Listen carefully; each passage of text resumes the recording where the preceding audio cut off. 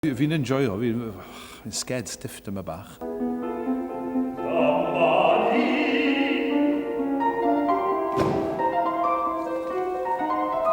Fi di wneud lot o pethau modern cyfoes. Ond mae hwn yn rhywbeth gwahanol. Fi'n credu achos mae jyst doi o'n isi. Sim chans i gael saib. Rest bach. Rest bach. Ydy goffo bod full on am yr holl amser.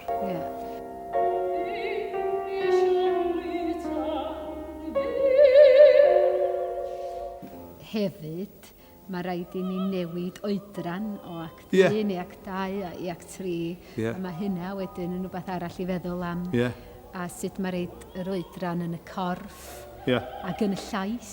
Yn y llais sy'n ddiddorol yn y fe.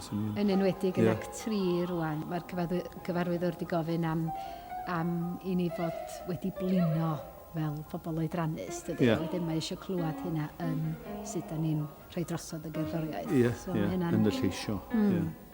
A hefyd yn yr act gyntaf, fel i ni, wel, fi'n enwedig goffo bod actio yn ifanc, wrth gwrs, a wedyn mae hwnna goffo bod yn yr osgo ac yn y llais hefyd.